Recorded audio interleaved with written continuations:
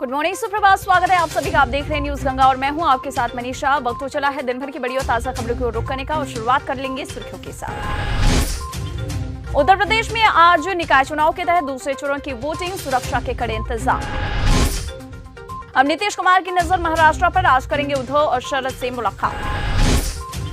बवाल से ध्यान हटाने कहीं सीमा पर नापाक हरकतें न करे पाकिस्तान, भारत ने बढ़ा दी है चौकसी। संजय राउत ने सीएम समेत बीजेपी नेताओं को भाषण माफिया कहा। साध्वी प्राची ने निर्दलीय उम्मीदवार को बताया सांड, कहा ये कहीं भी घुस सकते हैं।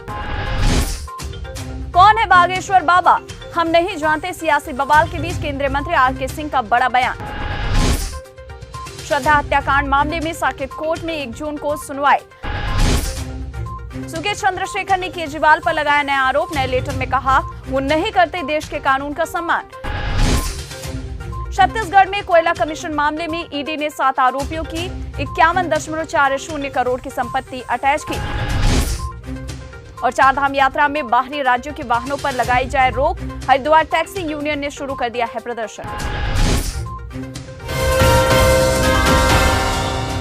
अब खबरें विस्तार से। उत्तर प्रदेश में आज निकाय चुनाव के तहत दूसरे चरण की वोटिंग होनी है। तमाम पार्टियां इस चुनाव में जीत हासिल करने के लिए ताबड़तोड़ रैलियां और जनसभाएं भी कर चुकी हैं। इसी कड़ी में यूपी के पीलीभीत में बीजेपी के नेता साध्वी प्राची ने जनसभा को संबोधित करते हुए समाजवादी पार्टी और कांग्रेस पर निशाना साधा। निर्दलीय उम्मीदवार को बताया सांड, कहा ये कहीं भी घुस सकते हैं। केशव प्रसाद मौर्य ने सपा पर जमकर हमला बोला। उन्होंने कहा जहां राम भक्त रहेंगे वहां सपा नहीं रहेगी। अब नीतीश कुमार की नजर महाराष्ट्र पर है। इसी के तहत आज वो मुंबई पहुंच रहे हैं, जहां वो महाराष्ट्र के शीर्ष नेताओं के साथ बैठक करेंगे। नीतीश कुमार के इस कदम से बीजेपी की मुश्किलें बढ़ सकती हैं। नीतीश कुमार उद्धव ठाकरे से बांद्रा स्थित मातोश्री में दोपहर के भोजन पर मिलेंगे। इसके बाद शरद पवार से दक्षिण मुंबई में उनके सिल्वर ओक्स के घर में चाय पर मिलेंगे। उधर जदयू के राष्ट्रीय सचिव कपिल पाटिल ने कहा है कि जदयू सुप्रीमो के साथ बिहार विधान परिषद के अध्यक्ष देवेश चंद्र ठाकुर और सहकारिता मंत्री संजय कुमार झा महाराष्ट्र के नेताओं के साथ बैठक करेंगे। उधर कानपुर में दंगे और कर्फ्यू के लिए जिम्मेदार लोगों को सपा ने टिकट दिए। योगी आदित्यनाथ ने हमला बोला और उन्होंने दावा किया कि बुंदेलखंड को धरती का स्वर्ग बनाएंगे। मुसलमानों को एक से ज्यादा विवाह करने के अधिकार पर रोक लगाने की पहल शुरू हो गई और इसकी शुरुआत पूर्वोत्तर के असम राज्य से होने जा रही है। दरअसल राज्य के मुख्यमंत्री हिमंत बिस्वा शर्मा ने कहा कि वो एक राज्य अधिनियम के तहत बहु विवाह पर प्रतिबंध लगाने की तैयारी कर रहे हैं। इसके लिए सरकार ने एक विशेषज्ञ समिति बनाने का फैसला कर लिया है। संजय राउत ने कहा है कि देश जल रहा है, मणिपुर जल रहा है, कश्मीर में जवानों की हत्या हो रही है और प्रधानमंत्री समेत देश के गृह मंत्री महीने भर से कर्नाटका में डेरा डाले हुए हैं। संजय राउत ने आगे ये कहा कि सारे मंत्री मुख्यमंत्री वहीं थे, ये सब भाषण माफिया हैं, रोड शो कर रहे हैं, रैली कर रहे हैं। इस चुनाव में इतिहास रचा जाएगा। 2024 के लिए शुभ संकेत है। बीजेपी हारने जा रही है, ये हार पीएम की होगी।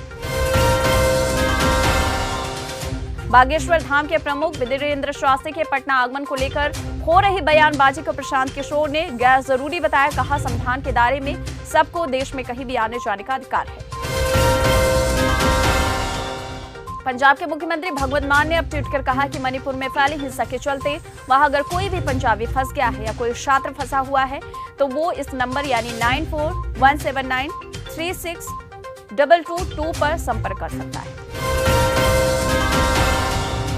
बरेली के इत्तेहादे मिल्लत काउंसिल के प्रमुख मौलाना तौकीर रजा ने भड़काऊ बयान दे दिया।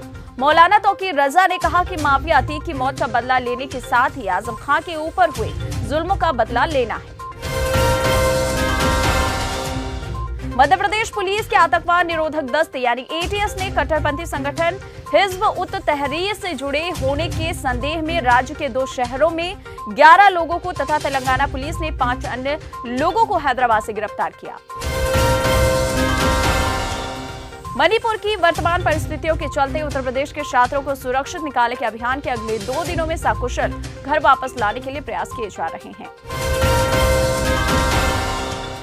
सुकेश चंद्रशेखर ने जारी अपने पत्र में अब कहा है कि केजरीवाल देश के कानून के लिए बिल्कुल भी सम्मान नहीं करते और पिछले 2 दिनों से जेल अधिकारियों के माध्यम से मुझे धमकियां भेज रहे हैं और मेरे परिवार के सदस्यों को भी धमकी दे रहे हैं।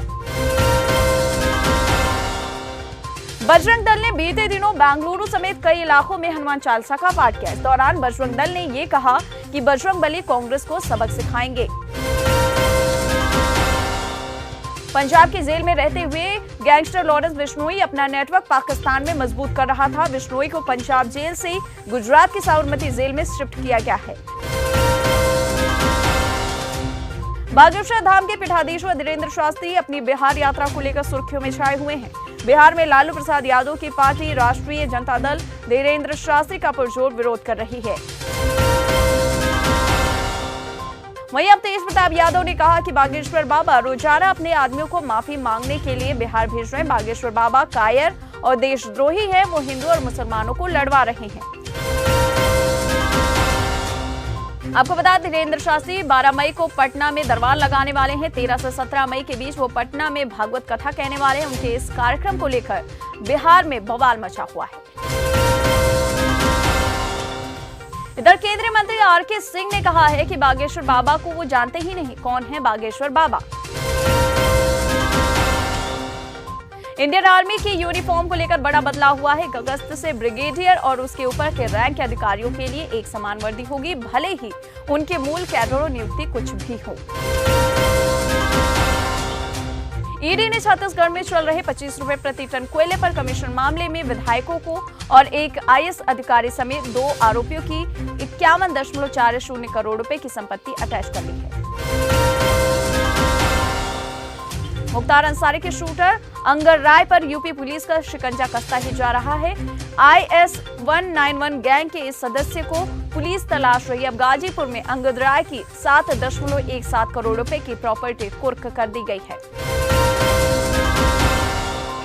कर्नाटक के पूर्व मुख्यमंत्री और कांग्रेस नेता सिद्धारमैया ने कहा कि कर्नाटक के लोगों के रुझान को देखकर लगता है कि कांग्रेस 130 से 150 सीटें जीतेगी। भाजपा सरकार के खिलाफ लोगों में आक्रोश है। तो वहीं कर्नाटक बीजेपी के वरिष्ठ नेता KS ईश्वरप्पा ने कहा है कि कर्नाटक में बीजेपी को 140 से ज्यादा सीटें मिलने का दावा है। कांग्रेस के घोषणा पत्र में बजरंग दल पर बैन को लेकर अब जगदीश शेट्टर ने सफाई दी। उन्होंने कहा कि ये एक बहस का सवाल नहीं। मैंने पहले ही कई मौकों पर कहा है कि किसी भी संगठन पर प्रतिबंध लगाना अगर संविधान के खिलाफ है तो ये शक्ति केंद्र सरकार की निहित में है, न कि राज्य सरकार में। भाजपा सांसद तेजस्वी सूर्या ने अब कहा है कि कर्नाटक जो बजरंगबली की भूमि है, वहां के लोग 13 मई को सभी बातों का जवाब दे देंगे। हमें खुशी है कि कांग्रेस में कम से कम किसी तरह की पूजा तो शुरुआत हुई। द केरला स्टोरी फिल्म को लेकर राजनीति गर्म है। राज्य के पूर्व मंत्री एनसीपी विधायक जितेंद्र अवार्ड ने फिल्म के निर्माता को लेकर विवादित बयान दिया। निर्माता को सरेआम फांसी पर लटका देने की बात कह दी। हालांकि फांसी पर लटकाने वाली बात पर बहस छिड़ने के कुछ समय बाद अवार्ड ने सफाई देते हुए कहा कि उनका ये बयान गुस्से में निकला था, वो मौखिक गुस्सा था।